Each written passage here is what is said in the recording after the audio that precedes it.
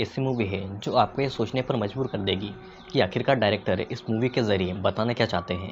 Director लेंथिमोस ने ये movie एक बहुत ही डीप और डिस्टर्बिंग कॉन्सेप्ट के साथ बनाई है, जो कि ऑर्डिनरी ऑडियंस के लिए नहीं बनी है। लेकिन जिस किसी ने भी इस मूवी को देखा उसने उसे काफ़ी अच्छी रेटिंग दी और इस मूवी को कई सारे अवार्ड्स और ऑस्कर के लिए भी नॉमिनेट किया गया है। ये मूवी ग्रीक लैंग्वेज में है और देखने पर इस मूवी का कॉन्सेप्ट समझ नहीं आएगा, तो मैं आपसे रिक्वेस्ट करूंगा कि हमारे साथ में इस वीडियो के एंड तक बने रहिएगा।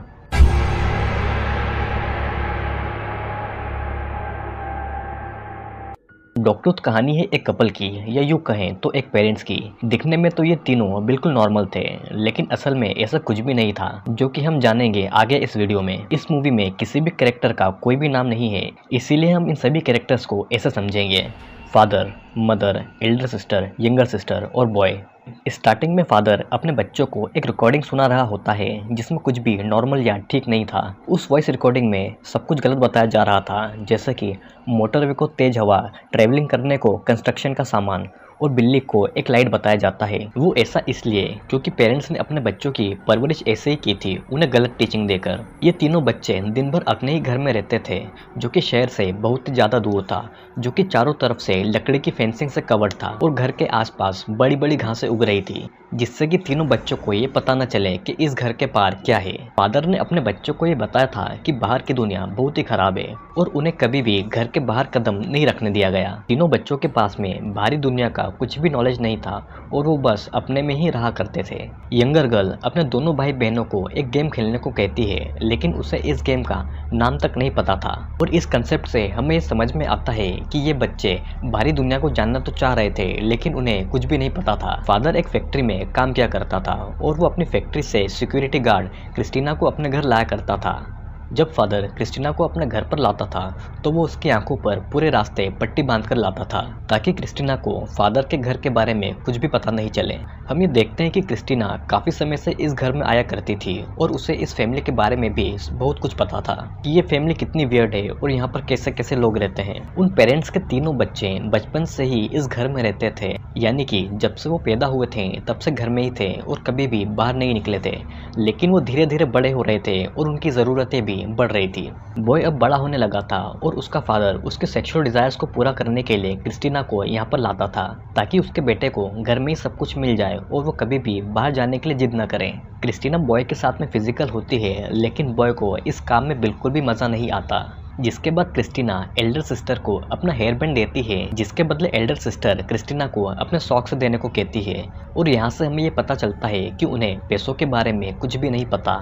फिर फादर क्रिस्टीना को अपने वीडियो कैमरा में शूट करता है, वो भी अपने सभी बच्चों के साथ में और फैमिली के साथ में। फादर क्रिस्टीना को यहाँ पर आने के लिए पैसे दिया करता था और इसीलिए क्रिस्टीना पैसों के लिए इस वियर्ड फैमिली के पास में आया करती थी। फादर अपने बच्चों से ऐसे काम करवाता था जो कि कोई भी नॉर्मल बच्चा नहीं करता। उन्होंने अपने बच्चों का पूरा माइंड वॉश किया हुआ था। वो नमक को फ़ोन कहते हैं और उन्हें ये पता भी नहीं होता है कि आखिरकार फ़ोन होता क्या है। फादर तीनों बच्चों को उनके अच्छे कामों के लिए स्टिकर देता था और कुछ गलत काम करने पर वो उन्हें बहुत ही वायलेंट पनिशमेंट दिया करता था। फादर सभी बच्चों को ज़्यादा से ज़्यादा स्टिकर्स जमा करने को कहता है और उसने बच्चों के ब्रेन में ऐसी आदतें डेवलप कर दी थी जिससे उन्हें रिश्ते, परिवार और बाकी लोगों के बारे में कुछ भी नहीं पता था। उनके घर में टीवी तो था, लेकिन उस टीवी में सिर्फ वही वीडियो चलते थे जिसे फादर रिकॉर्ड किया करता था। जब भी कभी वो बच्चे अपने घर के आंगन से किसी एरोप्लेन को देखते थे तो वो एरोप्लेन ऊंचाई पर होने के कारण उन्हें छोटा दिखाई देता था। उन्हें ये लगता था कि एरोप्लेन इतना ही छोटा होता है और इसीलिए उनकी माँ वहाँ पर एक एरोप्लेन टॉय को पटक देती है, जिससे उन्हें ये लगता है कि वो एरोप्लेन टॉय है जो कि आसमान से नीचे गिर गया। दोनों गर्ल्स यानी कि एल्डर सिस्टर और यंगर सिस्टर अजीब अजीब गेम खेलती थी, जैसे कि क्लोरोफॉर्म को सूंघकर बेहोश हो जाना और जिसमें जल्दी उठने वाला विनर होगा। उनकी मदर ने अपने रूम में एक फ़ोन को छुपाया हुआ था, जिससे कि वो अपने पति से बात करती थी। और एल्डर सिस्टर को अपनी मॉम के रूम से आवाज़ें आती थी, जिससे उसे ये लगता है कि उसकी मॉम खुद से बातें करती है और एल्डर सिस्टर को थोड़ा सा डाउट भी होता है। फादर अपने ऑफिस से घर आते समय अपने कुत्ते को लेने जाता है, जो कि एक ट्रेनिंग स्कूल में था, और ट्रेनर उससे कहता है कि उनके कुत्ते की अभी 2nd लेवल की ट्रेनिंग चल रही है और उसे अभी भी लेवल 5 को पूरा करना है। वो ट्रेनर फादर से कहता है कि कुत्ते 3 तरह के होते हैं, एक जो कि जानवर होते हैं, दूसरे जो कि इंसानों के दोस्त होते हैं और तीसरे जो कि इंसानों को अपना मास्टर मानते हैं। और फादर के कुत्ते की ट्रेनिंग बिल्कुल मास्टर वाली हो रही थी। ट्रेनर वाले इस सीन को देखकर हमें ये समझ आ जाता है कि फादर अपने बच्चों को बिल्कुल इन्हीं कुत्तों की तरह रखना चाहता था। वो उनका मास्टर बनना चाहता था, जिससे कि वो जो भी कहे उनके बच्चे सिर्फ वही करें। फादर ने अपने बच्चों को ये बताया हुआ था कि उनका एक और भाई भी है जो कि घर की दीवारों के उस पार बाहर की दुनिया में चला गया और तभी से वो बहुत ही खतरे में है। लेकिन असल में उन तीनों का और कोई भाई नहीं था, बल्कि वो आदमी उस कुत्ते की बात कर रहा था। फिर अगेन क्रिस्टीना फादर के साथ घर पर आती है उसके बेटे की सेक्सुअल डिज़ायर को पूरा करने के लिए। क्रिस्टीना बॉय को अपना प्राइवेट पार्ट लीक करने को कहती है, जिसे बॉय लीक करने से मना कर देता है, जो कि उसे कीबोर्ड कहता था। बॉय के मना करने पर क्रिस्टीना को गुस्सा आ जाता है और वो एल्डर सिस्टर से अपना प्राइवेट पार्ट लीक करने को कहती है, जिसके बदले में वो उसे अपना हेयर बैंड देती है। और क्रिस्टीना के हेयरबैंड के लिए एल्डर सिस्टर ये गंदा काम करने के लिए तैयार हो जाती है। एल्डर सिस्टर को ये लगता है कि शायद ऐसा करवाने में क्रिस्टीना को बहुत ही मज़ा आता होगा और वो खुद इसे एक्सपीरियंस करने के लिए अपनी यंगर सिस्टर से अपना कंधा लीक करने को कहती है, क्योंकि उसे बस इतना समझ आता है कि सिर्फ लीक करना है और कहाँ पर लीक करना है ये बिल्कुल भी नहीं। यंगर सिस्टर एल्डर सिस्टर का कंधा लीक करने लगती है, जिसमें कि एल्डर सिस्टर को बिल्कुल भी मज़ा नहीं आता और ये सीन यहीं पर कट हो जाता है। फिर हम देखते हैं कि एल्डर गर्ल से एरोप्लेन घर के बाहर गिर जाता है, जिसके पीछे वो और बॉय भागते हैं। लेकिन प्लेन घर के बाहर गिरने के कारण वो उसे वापस नहीं ला पाते और गुस्से में आकर एल्डर गर्ल अपने भाई का हाथ काट देती है। फिर जब उनके फादर घर पर आते हैं तो वो उस प्लेन को उठाकर उन्हें देते हैं, लेकिन वो घर के बाहर भी अपनी कार से जाता है, जिससे कि हमें समझ में आता है कि वो बच्चे घर के बाहर कदम रखने में भी डरते हैं और ऐसा उन्हें उनके फादर ने बताया है। फिर एक दिन होता ये है कि उनके घर में बिल्ली घुस जाती है, जिन्हें उनके पिता ने एक बहुत ही खतरनाक जानवर बताया था और बॉय उस बिल्ली से बचने के लिए पौधे काटने वाली कैंची से उस बिल्ली को मार डालता है, जिसे देखकर दोनों सिस्टर काफ़ी ज़्यादा डर जाती है। जब फादर को ये पता चलता है कि बॉय ने बिल्ली को मार डाला है तो वो घर आते समय अपने कपड़े को फाड़ लेता है और उन पर खून लगाकर आता है और अपने बच्चों को ये बताता है कि उस खतरनाक बिल्ली ने उसके भाई को मार डाला, जो कि बाहर की दुनिया में था। अगले सीन में हम ये देखते हैं कि फादर सभी को कुत्तों की तरह ट्रेनिंग देता है और उन्हें बिल्कुल कुत्तों की तरह भौंकने को भी कहता है। वो तीनों बच्चों से कहता है कि जब तक उनका डॉग टूथ टूट नहीं जाता और वापस नहीं आ जाता तब तक वो यहीं इसी घर में रहेंगे और डॉग टूथ के टूटने के बाद में वो यहाँ से बाहर की दुनिया में जा सकते हैं। डॉग टूथ इंसानों के मुंह में सबसे नुकीला दांत होता है, जो कि बुढ़ापे में ही टूटता है, यानी कि उन तीनों के डॉग टूथ बुढ़ापे में गिरेंगे और इसका ये मतलब था कि वो कभी भी इस घर से बाहर नहीं जा सकते। वो सभी अपने मरे हुए भाई को श्रद्धांजलि देते हैं, जो कि असल में था ही नहीं, जिसके कुछ दिन के बाद में मॉम फादर को ये बताती है कि वो प्रेग्नेंट है और वो 2 बच्चों को जन्म देने वाली है। लेकिन फादर अपने बच्चों को बिल्कुल उल्टा बताता है कि उनकी माँ 2 बच्चे और एक कुत्ते को जन्म देने वाली है और ये देखकर हमें समझ में आता है कि उन्हें किसी भी चीज़ के बारे में सही जानकारी नहीं है। फिर हम देखते हैं कि हर बार की ही तरह क्रिस्टीना बॉय के डिज़ायर्स पूरा करने के लिए आती है और वो उसके साथ भी रिलेशन बनाने के बाद एल्डर गर्ल से वापस अपने प्राइवेट पार्ट को लीक करने को कहती है, लेकिन एल्डर गर्ल इस बार ऐसा गंदा काम करने के लिए मना कर देती है और वो क्रिस्टीना से ये कहती है कि अगर वो उसके बैग में रखी हुई वीसीआर टेप्स को उसे दे दे तो वो ऐसा ज़रूर करेगी। और क्रिस्टीना के बैग में रखी हुई टेप्स हॉलीवुड मूवीज़ की वीसीआर टेप्स थी, जिसे देने के लिए क्रिस्टीना राज़ी हो जाती है और एल्डर गर्ल क्रिस्टीना का प्राइवेट पार्ट लीक करती है। रात में जब सभी लोग सो रहे होते हैं तो एल्डर गर्ल उन वीसीआर टेप्स को अपने घर की टीवी में देखती है और वो मूवी के डायलॉग्स को बिल्कुल हूबहू दोहराने की कोशिश करती है, क्योंकि उसने कभी भी ऐसा कुछ भी नहीं देखा हुआ था। और फिर अगले दिन एल्डर गर्ल रॉकी मूवी के फाइटिंग सीन्स को और उसके डायलॉग्स को भी कॉपी करती है। एल्डर गर्ल को उन टेप्स के ज़रिए बाहर की दुनिया के बारे में थोड़ी बहुत जानकारी हो गई थी और वो अपनी यंगर सिस्टर को ये बताती है कि बिल्ली कोई खतरनाक जीव नहीं होती, बल्कि सबसे खतरनाक जीव तो शार्क होती है। उनके पिता ने जो कुछ भी उनसे बिल्ली के बारे में कहा वो बिल्कुल झूठ था। जब फादर को ये बात पता चलती है कि एल्डर गर्ल को बाहर की दुनिया के बारे में कुछ पता चल गया है तो वो बहुत ही ज़्यादा गुस्सा होता है और वो एल्डर गर्ल को वीसीआर से खूब पीटता है। जिसके बाद फादर क्रिस्टीना के घर पर जाता है, क्योंकि उसे ये पता चल गया था कि एल्डर गर्ल को ये वीसीआर टेप्स क्रिस्टीना ने ही दी थी और वो क्रिस्टीना के घर पर जाकर क्रिस्टीना को बहुत पीटता है, क्योंकि फादर डर रहा था कि अगर उनके बच्चों ने बाहर की दुनिया को देख लिया तो वो यहाँ से बाहर चले जाएंगे।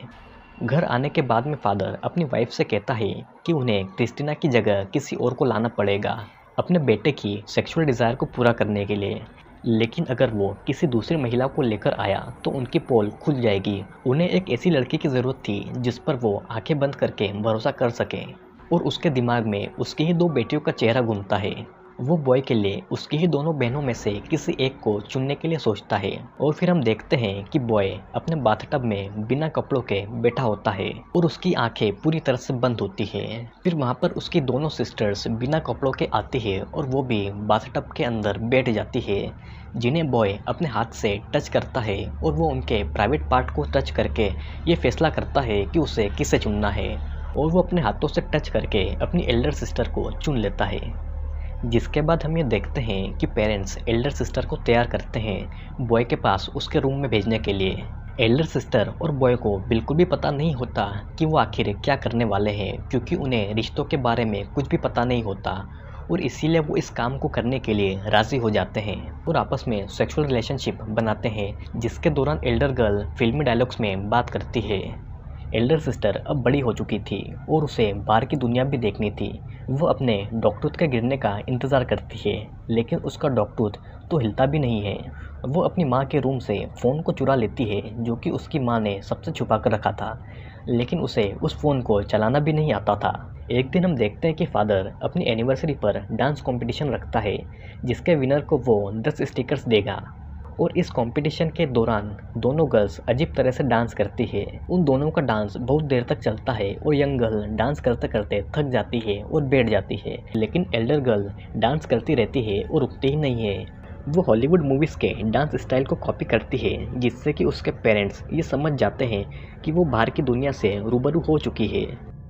रात के समय जब सब सो रहे होते हैं तो एल्डर गर्ल बाथरूम में जाती है और डंबल से अपने चेहरे पे कई बार वार करती है, जिससे कि उसका डॉग टूथ टूट जाता है, जिससे वो खुश होकर घर से बाहर भाग जाती है और अपने फादर की कार की डिक्की में छुप जाती है, क्योंकि उसे कार चलाना नहीं आता था। फिर जब सभी को ये बात पता चलती है कि एल्डर गर्ल घर से भाग गई है, तो सब उसे घर के बाहर ढूंढने आ जाते हैं, और कोई भी उसे उसका नाम लेकर नहीं बुलाता, क्योंकि फादर ने उनका नाम कभी रखा ही नहीं। वो सभी उसे कुत्ते की तरह भौंक भौंक कर बुलाते हैं, लेकिन वो वापस नहीं आती, और काफ़ी घंटे ऐसे ही भौंकने के बाद वो सभी अपने घर पर आ जाते हैं। अगले दिन फादर अपनी कार लेकर अपनी फैक्ट्री में चला जाता है, जिसकी डिक्की में एल्डर गर्ल थी, और ये मूवी यहीं पर ख़त्म हो जाती है। तो आपको ये मूवी नहीं समझ आई होगी, क्योंकि मूवी का कंसेप्ट बहुत ही ज़्यादा डीप था, और इस मूवी में कई सारे डीप मैसेजेस थे जो कि मैं आपको बताता हूँ। फादर अपने बच्चों को कुत्तों की तरह रखना चाहता था और वो खुद उनका मास्टर बनना चाहता था, इसीलिए उसने अपने बच्चों को बाहर की दुनिया से दूर रखा और उन्हें सभी बातें बिल्कुल गलत बताई। वो अपने बच्चों का बचपन से माइंड वॉश करके रखता था और उन्हें छोटी छोटी चीज़ों के बारे में बिल्कुल गलत जानकारियाँ दिया करता था।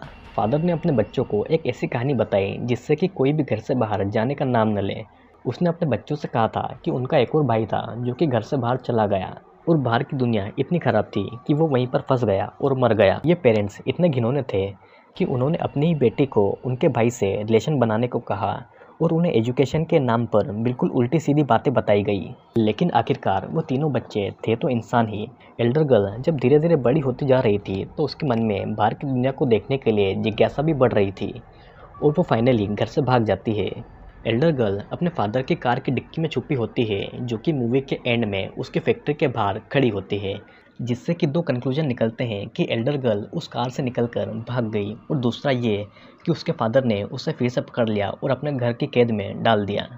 लेकिन मैं ये समझता हूँ कि अगर वो लड़की कार से बाहर भाग भी गई होगी तो वो बाहर की दुनिया में बिल्कुल भी सर्वाइव नहीं कर पाई होगी, क्योंकि उसे बाहर की दुनिया के बारे में कुछ भी नहीं पता था और उसे अपने घर में कैद रहने की आदत थी। तो दोस्तों, आपको क्या लगता है कमेंट करके ज़रूर बताना। वीडियो अगर पसंद आया हो तो लाइक करें और चैनल को सब्सक्राइब करना ना भूलिएगा, क्योंकि और भी कई सारे वीडियोस जल्दी आने वाले हैं।